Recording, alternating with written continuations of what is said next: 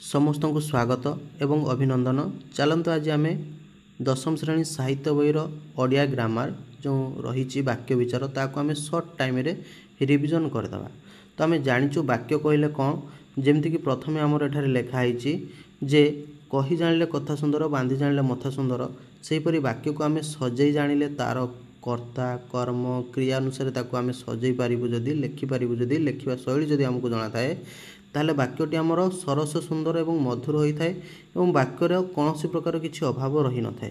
तेणु सेहीपरि वाक्यर अभाव बा तार लक्षण कहले आम तीन प्रकार जाचु। ताहा कौन ना ताहा होउची आमर गोटे रोचे योग्यता एवं आकांक्षा एवं आसक्ति रही। तो सेहीपरि तो आगे प्रथम वाक्य कहले कौन बुझी नबू। वाक्य होची कौन ना एक बा एकाधिक पद मिलित हो मनर भाव को जो संपूर्ण रूप से प्रकाश करुच्ची ताकू आम वाक्य बोली कहूँ। अर्थात आम बुझीपारचु जे आमर केते गुटे पद जो आम मिलित होगी आमर मनर भाव जो आम जहाँ कहूँ आमर मनर भावना ताकू जो आम संपूर्ण रूप से प्रकाश करूँ ताकू वाक्य बोली कहुच्छी। बुझीला। तो तापर देख आम वाक्यर जो लक्षण विषय कहलु योग्यता आकांक्षा एवं आसक्ति। तो योग्यता कहले कौन ना योग्यता कहले आम बुझीपर ना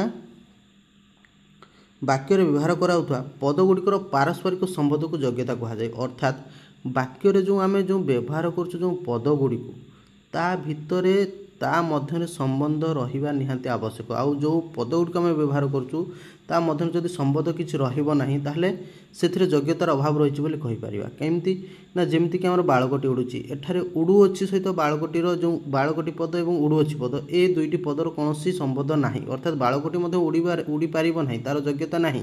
छेड़ी गीत गाउची गछटी पानी रे जळीगला एही वाक्य गुडी को बा एही वाक्य रे जो पद गुड़िक रही कौन सी कौ पद सहित संबंध रोना संपर्क रोना।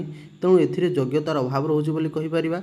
से भली आकांक्षा कहले आम कौन बुझा ना वाक्य थी गोटे पद आउ गोटे पदर जो अर्थबोधपाई जो अपेक्षा करे ताहाको आम आकांक्षा बोली कहीपर। अर्थात जेमती कि मदन सहित ये मदन सहित तापर जो रही वाक्यटी संपूर्ण नाही।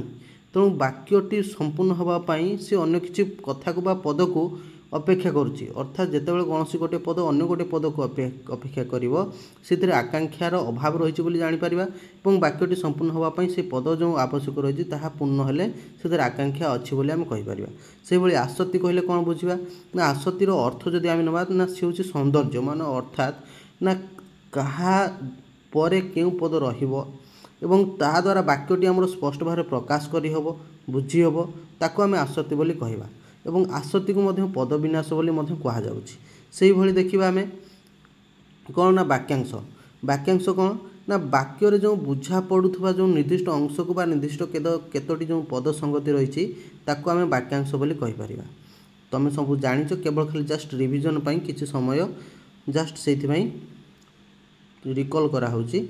से भली खंडवाक्य कौन ना खंडवाक्य आम कहले कौन बुझा ना समस्त वाक्य जो समापिका क्रियायुक्त अंशटी रही ताको आम खंडवाक्य बोली कहवा।